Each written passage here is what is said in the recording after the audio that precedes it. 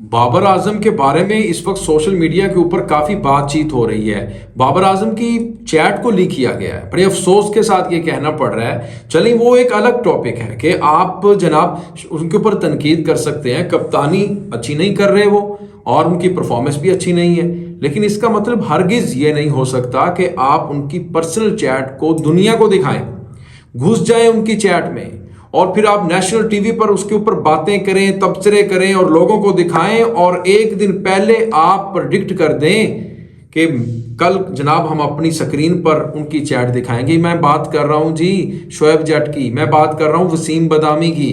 जी हाँ, आप मुझे ये बताएं कि आप ज़का अशरफ के तर्जुमान हैं।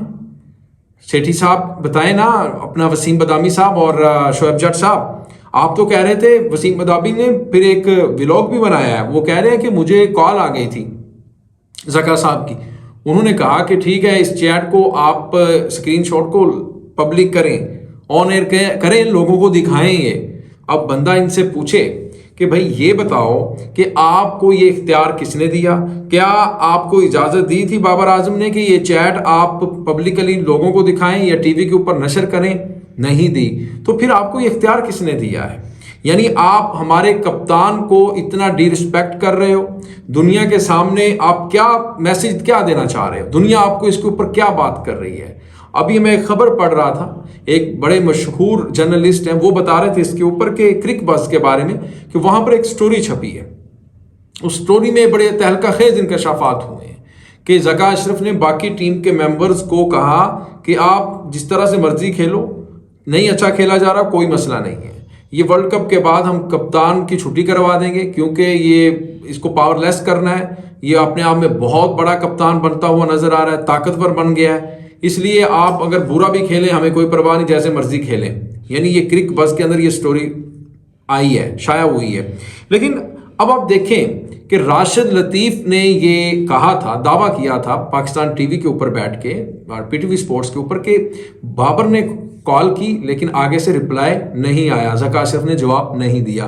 अब इस स्टोरी में ट्विस्ट उस वक्त आता है जब सलमान नसीर जो चीफ ऑर्गेनाइजर हैं वो मैसेज करते हैं और मैसेज का रिप्लाई भी 2 मिनट के अंदर अंदर आ जाता है। यानी ये सारी चीज़ें मैनेज नज़र आती हैं मुझे, ये ऐसे ही मैनेज है जिस तरह से शोएब जट का इंटरव्यू था ज़का अशरफ के साथ, ये दोनों मिली जुली चीज़ें मुझे नज़र आती हैं। यानी वो जो शोएब जट का आप देखें ना इंटरव्यू ज़का अशरफ के साथ, तो ऐसा ही महसूस होता है कि ये पहले से प्लान्ड है, वो जो सवाल उन्होंने किए वो पहले से उनके तैयार थे और फिर उसी एक दिन पहले ही वो कह रहे हैं कि कल को जनाब एक मैं स्क्रीनशॉट दूंगा, वो आप टीवी पे दिखाएंगे सबको कि क्या हुआ है।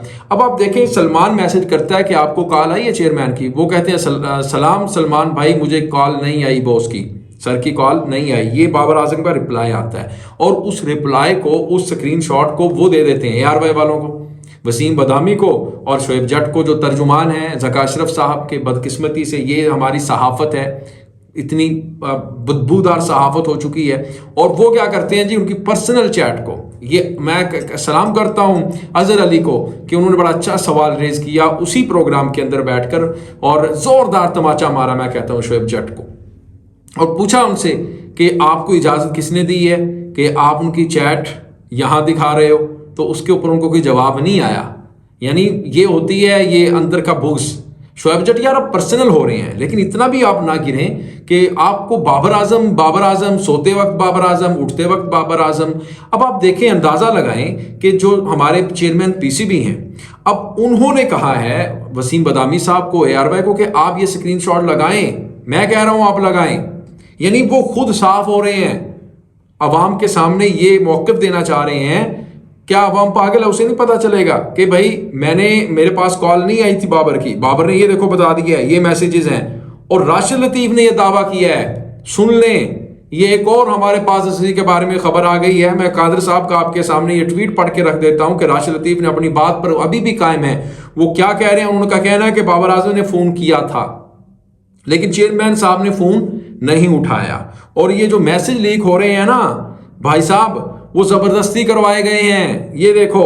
और इसलिए बाबर आजम ने फौरी तौर पर रिप्लाई किया है। कितनी ज्यादती है वैसे, ये ब्लैकमेलिंग हो रही है, चलते वर्ल्ड कप में प्रेशराइज किया जा रहा है। अब आप देखें कि राशिद लतीफ़ तो इस बात के ऊपर अभी भी कायम है, वो कह रहे हैं कि ये खुद से करवाए गए हैं मैसेजेस, उनको कहा गया कि मैसेज का रिप्लाई करें आप। और अगर आप अपने कप्तान की इज्जत रिस्पेक्ट नहीं कर सकते तो फिर ये काहे कि भाई वर्ल्ड कप है आपकी, कौन सी ये क्रिकेट हो रही है, इसके ऊपर राशिद लतीफ़ के बाद जनाब अब शाहिद खान अफरीदी भी बरसे हैं और खूब ठीक ठाक बरसे हैं।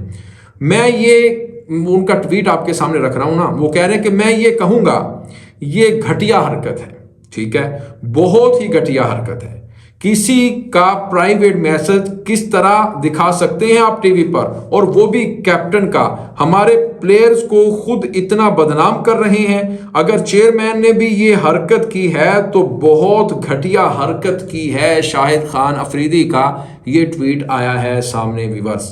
अब आप बताइएगा इसमें जिम्मेदार कौन है, कसूरवार कौन है? शोएब जट, वसीम बदामी या ज़का अशरफ के दोनों ये तर्जुमान, या खुद ज़का अशरफ, या फिर वो सलमान नसीर, ये कौन है?